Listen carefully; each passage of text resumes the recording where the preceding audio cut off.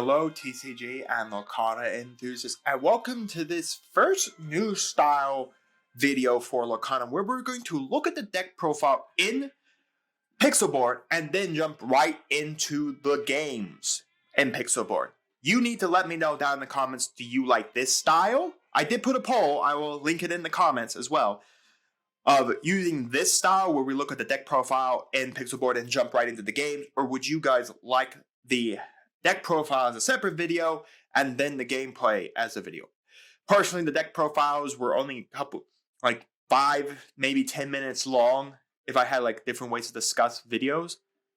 But I wanted to try this style out. So again, let me know down in the comments what you think of it. So today we are checking out Jafar OTK. Let's check out the deck. So this deck comes courtesy of PhoneTick. I will leave a link down in the description below for you to check out that video. Go give that man some love. I've used him quite a lot to find deck strategies to test out for this. Of course, alongside the decks I, of course, think of or want to try out myself. So, yeah, so Jafar OTK, the newest deck that could possibly take the tier 1 slot of host into the Inklands. So we'll kind of have to see where it really lands. This deck is very, very strong. If it gets its setup and it sees all its pieces, you are winning by turn 7. Turn 8 at the latest. So this is a very fast, very quick deck. So anyways, let's do the card by card. We got 2 Olaf. We are playing the Madam Him and Merlin stuff. Again, it's just very, very good right now. So 4 Madam Him Snake. 1 this Pinocchio. When it's played, you can choose one of your opponent's characters and exert it. 4 Friends on the Outside, 4 Madam Him Fox, 4 Merlin Goat, 2 Merlin Rabbit, 3 Yzma, and then the main man himself, Jafar. So he's shift 5 over any Jafar. You could play the Jafar from the set. He's a 2-cost Amethyst Jafar that looks the top 2 cards of your deck, and I think rearranges them in any order you want. But anyways, he has evasive, and then while he's exerted, whenever you draw a card, you gain 1 lore for every card drawn. So the strategy is that by turn 5, you're shifting over Jafar for him.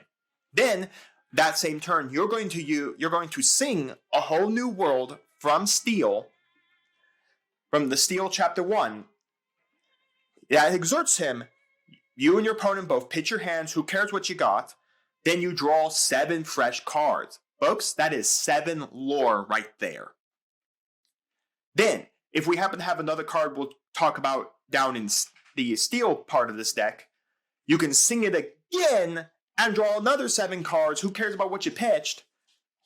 And then gain another 7 lore. And because we've been slow, maybe like adding some lore through like Merlin Goats, like Madam Him stuff, maybe we've slowly cured some lore here and there.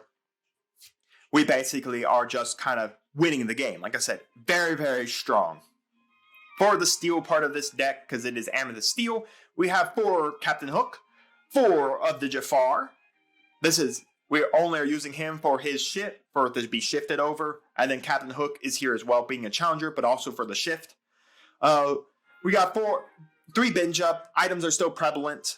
Not as much probably in this set, but Popsicle is still just an amazing Sapphire engine. We have 3 Smash because this deck, while also being just a quick OTK, gain lots of lore and win. We can switch to a control strategy, as you can see with the Merlin stuff and the Madam Him stuff and the Smash. We have the Prince. Our turn 3 is typically to play out the Prince. Turn 3 or 4 is to play out the Prince, so we can bodyguard 1 specific character. 4 Whole New World, 4 Beast. It's just very good, because again, he does draw you a card that would trigger Jafar. Now, it's not going to trigger Jafar, but that will give us into a lot of things that we may need to see. We're running 3 of the Shift Captain Hook to shift over this Captain Hook. So he's a level 5, which means we can sing a whole new world off of him. And grab your swords. Also, he's got Challenger 3. He can't be challenged by anything that's 3 cost or less, so that's really safe. But again, anything higher, we need the Prince to protect him. But he's just here to sing a whole new world to gain that extra lore. Again, also the Merlin Rabbit's really good. But again, Jafar only gains the lore when he is exerted. So, this is very important because if we play him, we exert him, and our opponent also maybe has a whole new world while he's exerted. Never mind. It's during your turn. So I had to make sure. I forgot if Jafar was both players' turns or during your turn. So he's only during your turn, so he's not that broken. So, which is nice. It doesn't mean we just don't win by like turn 5, 6. We don't learn by turn 6. But anyways, just another guy here to seeing a whole new world to continue the strategy. And then we have our swords. That's pretty much it. And good song control. So it's kind of a mix of being an OTK strategy alongside being a strategy of just, well, control. I mean, we have a good control package here as well. So with that said, let's jump into the games. All right, our game will be against Amber Emerald. Now, the match system is here. I have not checked if functionality is working. So there is a chance the functionality is not working here. I'm going to leave that smash in my hand. Everything else can go. We just need to see our shift pieces. All right, well, we did see almost everything. Wow, we are just missing the literal shift piece for this. And literally our whole new world.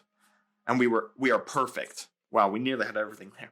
So I'm not sure if the match system has been fixed where it's not going to bugger out on us. So we'll try to get our opponent to get us the best 2 out of 3 game here with this deck, between us. Actually start playing. I believe still the match system still actually isn't requiring our opponent to challenge us. Like, it's not requiring them to go into a game 2 out of 3, or game 2 or game 3, where personally I think it needs to do that because that's how, well, official games are going to be played, like at tournaments, LGS stores and all that. It's not I decline to play you for game 2. You win. I mean, you could scoop it up after that, but I mean, why not? So we'll try it. If it doesn't work, we'll just do what we've been doing. We'll get in 2 to 3 random games and see how well we do. All right, so we're playing. We did just see also the bare necessities go over there, which kind of, well, funny enough, it actually doesn't hurt us. I guess it does because we do have smash. I think I'm gonna throw this in there because he's isn't important right now. Is he really gonna throw these 2 at Captain Hook? I mean, if he throws those 2 at Captain Hook, he can be my guest. He can be my honest guest if he wants to throw both his guys at Captain Hook. So we did have the bare necessity. Now, all I will do is it's just going to hurt one of my smash, but that's it. I don't have my a whole new world right now to really like threaten. Okay. So yeah, we definitely have to smash this out of position. He's playing Amber. Oh, okay. Well, that is one way. Now, of course, our Jafar does have the ability to smash into that, which kind of does suck. We did have our Captain Hook here. I didn't think he'd have, the shift here. The bare necessities. Yes, my friend. Do look at my hand. Which smash would you like to take? Again, it removes a non-character card from my hand. So he gets to pick the non-character card that's removed from my hand. So, I mean, he can be my guest to choose one of them. Okay, so, I mean, yeah, there was the object of not doing that. I didn't think he'd have this Flynn Rider right now. We'll kind of have to see what our next draw is. Another Prince. I guess we could throw a Prince away. There's no point in just not doing this. And we'll put out this, we'll just put him out normal. There's no point in bodyguarding him. There's no one to bodyguard. I mean, next turn we can go Merlin Goat. Gain some lore here. So yeah, he's playing hand control. So he must be Emerald hand control.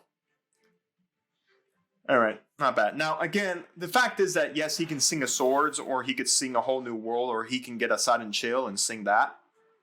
I probably, if he does do it, I'm gonna just get rid of this Captain Hook. He's rotting my hand right now. Because he's non-inkable and there's not really a purpose to do anything with him. You know what, we'll throw that away. This will allow us a Rapid to come out and get us another card. That's actually pretty nice. Because I don't take any damage here, I'm going to deal a damage to that Cinderella. I'm playing a little bit more now control, which is what this deck can do. It can swap over to a control style engine. It doesn't have to sit in its hope and pray that it gets its Jafar engine going, where I'm now going to see my 7 lore a turn. It kind of can play a more control-based engine. So we're going to quest and quest. And I don't think I see a reason to like bounce with Madam Him Fox right now, because there's nothing really to bounce. I could bounce this to get a draw, but I 100% would rather get the rush off this guy. So, and by the way, he's behind on lore count. I have not lore. He's behind on lore, but he's behind on ink. And that's kind of dangerous to me. Certain decks need to definitely have a high ink count. Kind of sucks, I lost my Fox. A high ink count. Now, yes, he is playing hand control, so he's done 2 sudden chill. So, I mean, he is playing what the deck's supposed to do. Control me. But the thing is, right now, as you can see, I'm up by 2 ink. So, I have the ink advantage where I can play a little more stuff than him. So, it'll be interesting exactly what he does. I mean, we're both... I'm now top decking everything, so if it's a non-inkable, it's gonna suck. Or I guess I'll just throw out a beast and be happy, I guess.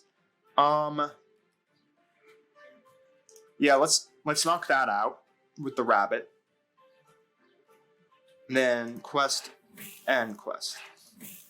So let's see if he has any form of steel card. So if he has a swords or any form to deal damage to the beast, he has to do it now. Otherwise, I'm drawing 2 cards per turn. I mean, the greatest threat also is that he just quests for 2. So once you damage him and he can't draw me the 2 cards per turn, like, where's my purpose of doing anything? This guy really is staying behind lore. And ink, not lore. He's also just really behind on it right now. I mean, he's definitely behind on it.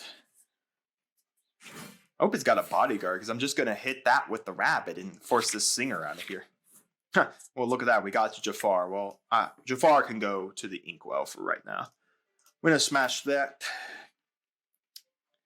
So that only leaves him with the Aerial Singer. I'm going to play this to draw a card. Binja. Yep. I'm just going to quest with these 2. Truth be told, the beast is... I'll only ever quest with a beast towards the end of the game, when I know I can use him for the win. Otherwise, I want him standing up, because if he goes through this bodyguard, he can't right now. Like, none of this will actually damage. Now, this will. That's why I kept my beast standing, because when this quests, he can actually buff up one of his guys and smash right through my my prince. So, a reason why I did not quest with the beast. Again, if you're playing this game as well, do not quest with your beast unless it's for the win. You want that draw support. You want to be able to draw those cards. Now, again, Jafar does not gain the lore when he draws, because it's going to be ready, set, draw. So you ready your characters, you do some kind of set thing, and then you will draw. Alright, so he decided to bounce the prince. I'm kind of interested. He could have, I don't get the reasoning, because this quest, and he could smash out the prince without a problem. Okay. It's a little risky if you ask me, because that definitely just buffed me up a lore. Another beast, huh? This Binja is absolutely just rotting in my hand because he's not useful. We'll put out the prince and we're going to bodyguard him. I could shift the beast over a beast, hilariously enough, but there's no point. And let's do some hitting. We'll hit that, knocking it out. Let's see, what other hitting do we want to do?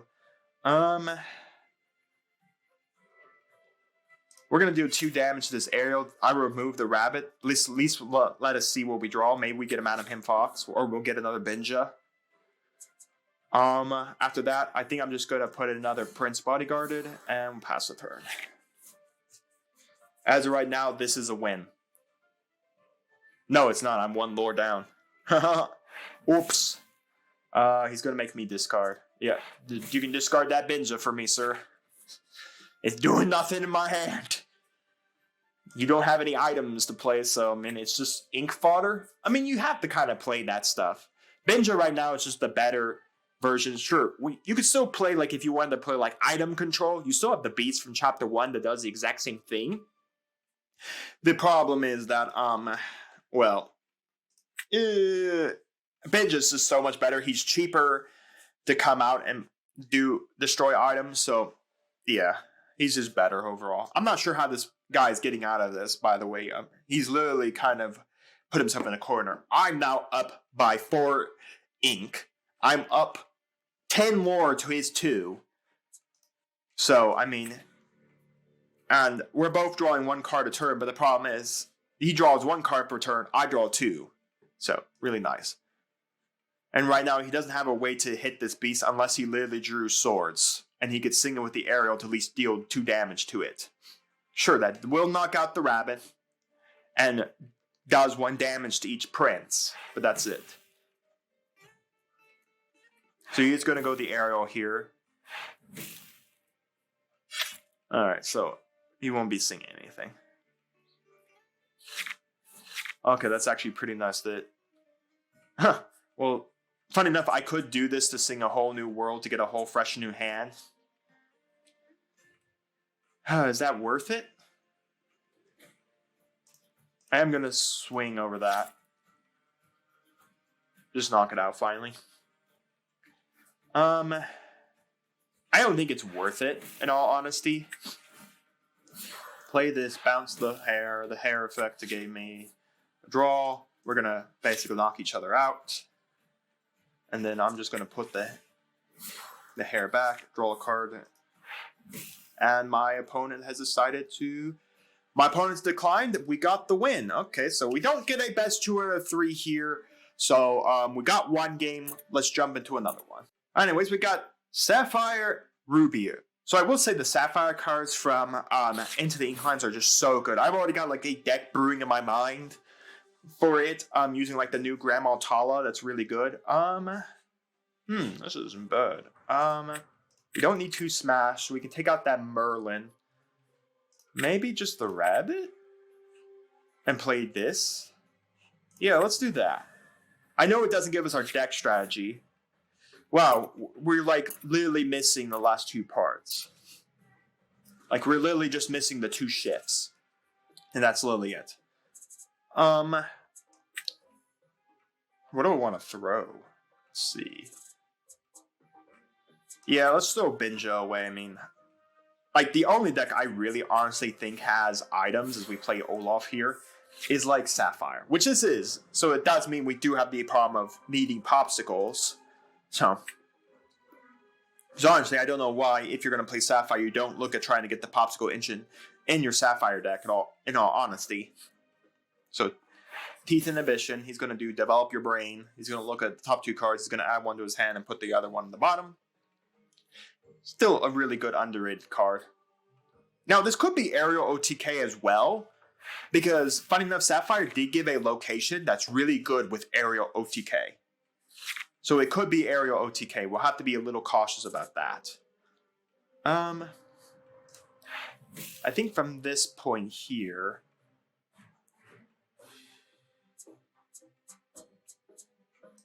I don't want to lose the smash. I really don't. I don't want to lose his beast either, just because that's kind of actually good.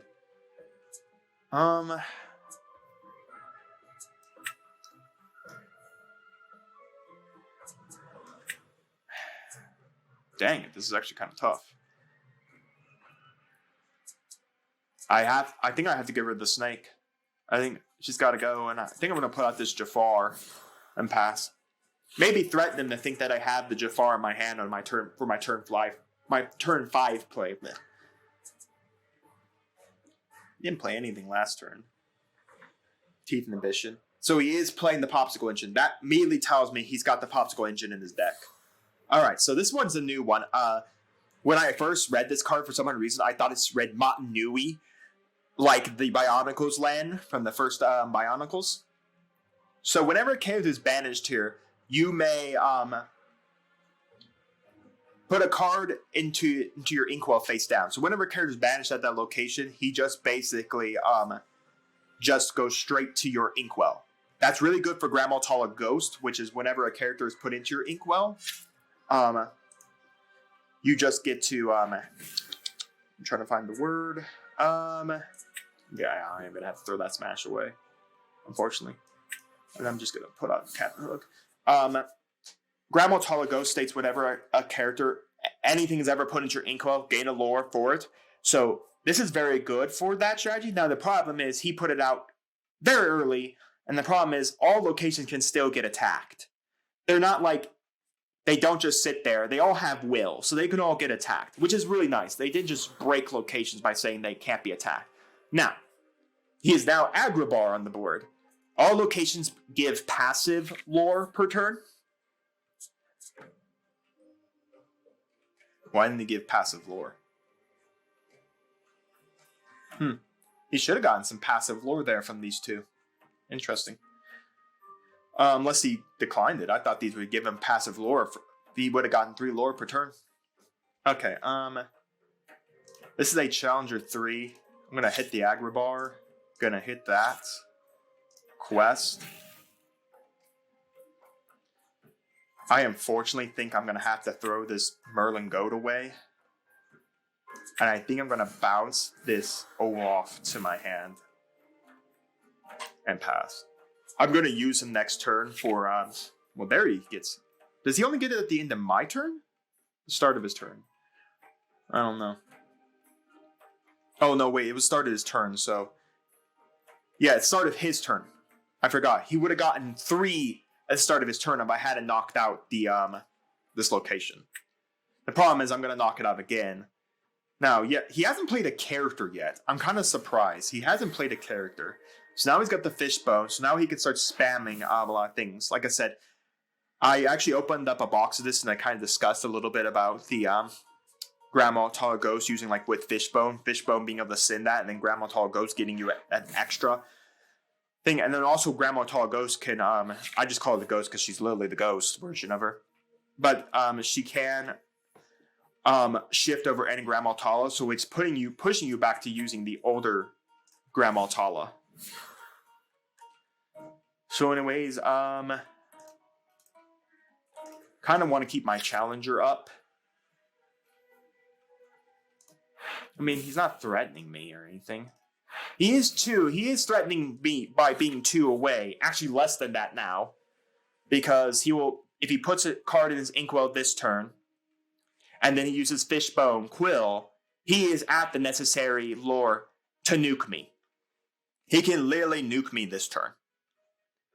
Mind you that he needs to have seen Be Prepared. It is a 4. They do play 4 of them in their deck strategy. Okay, so here's the Heart of Tafiti.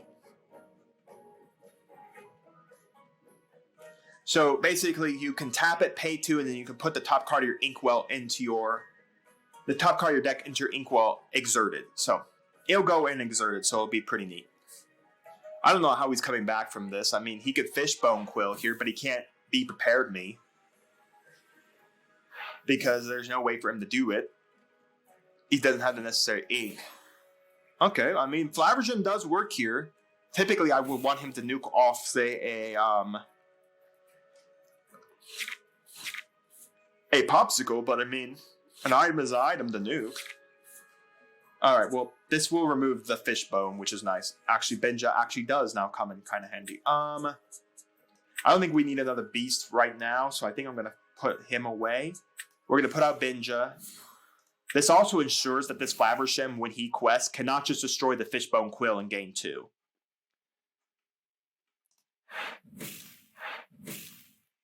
I really don't want to play this. There's no real point. I don't want to play him out either. So I'm not going to quest with the beast, but I'm not going to play anything else. My greatest fear is that he just goes Be Prepared here and nukes the board because I'm so wide right now. It's a perfect Be Prepared board to knock out because I'm so wide. And he needs to. Because I have this questing at 2. I have all this questing at 1. Another Heart of Defeat. Well, at least I know one thing. He can't, he cannot Be Prepared me. Now, there is a assumption that maybe next turn using the beast to sing a whole new world and then basically just like get rid of the entirety of his board, entirety of the 2 cards in his hand. Heck, even the next 2 cards he draws here. So I just kind of strip his hand from everything and then kind of move forward. But we'll kind of have to see what our next draw is. Because if we draw Jafar, that'd be great. Because if we literally we can shift over this Jafar, sing a whole new world. We strip his hand. So he is playing the little Grandma Tall. So he's got the ghost in there somewhere. Another fishbone quail. Okay. Well, he doesn't have any... no, he's going to put that... It's a 1 to put this into the... So he's going to probably pay the 1, move Hair of Faversham onto his location. And then basically, if I happen to decide to beat over it, it gets put in his Inkwell face down. Exerted. The funny part, it gets put in exerted, which isn't bad, but most of the time, if it's on your opponent's turn, like it's going to be my turn here. Wow, another binge. Okay. We're really just drawing all the binges. All right, well, at least I know one thing. He ain't got that now to worry about. Now, the problem is, again, I'm still very, very wide board right now. I am going to just knock this out. Yeah. What do you do? 2 damage? Okay, knock that out. And then because I still have this to do, I'm going to bounce his beast back just to protect myself. Just in case he actually does happen to draw Be Prepared this turn. I don't want him wiping the beast out. That's actually kind of right now saving me because I'm allowing me to draw 2 cards a turn. So right now it's kind of saving me. Nikwal, unfortunately you don't got any popsicles to return to your hands, son. The problem is he's right now outmassed. As you can see, my board presence is huge. I'm probably not going to play anything else right now on the board because I'm too afraid of him possibly drawing a Be Prepared. Yeah, I'm going to throw that away in Inkwell. I'm just going to quest with everything. I mean, if he wants to smash into it, he can be my guest. There's like nothing he could do to like harm me. I win on the crackback. Unless this card is literally Be Prepared, I got this. And it kind of sucks. He needed that. I went so wide. I was always being threatened by Be Prepared. Unfortunately, that won't do it because there's no way to win it. Nick Wall can punch something off the board, I guess. Congratulations, that really helps because I got these right here that make 4 lore. That makes 4 lore right there. Kind of sucks. This is the way you end, but that is the game. We are going to decline. Well, I hope you guys enjoyed the gameplay as well as enjoyed the deck profile. Once again, let me know down in the comments your thoughts on this style of video where I do the deck profile and then jump into the gameplay, kind of what I do with my Yu-Gi-Oh testing. Let me know those thoughts down in the comments. If you guys like this style better, vote in the poll that will be in the pinned comment, as well as let me know your thoughts. Check out PhoneTick's deck profile for Jafar OTK, link to get in the description. And let me know your thoughts on the gameplay as well. And while you're commenting, do make sure to like the video, subscribe to the channel, and ring the bell so you get notified my videos go live for you. And we'll see you here next time on Mama Dragons TCG.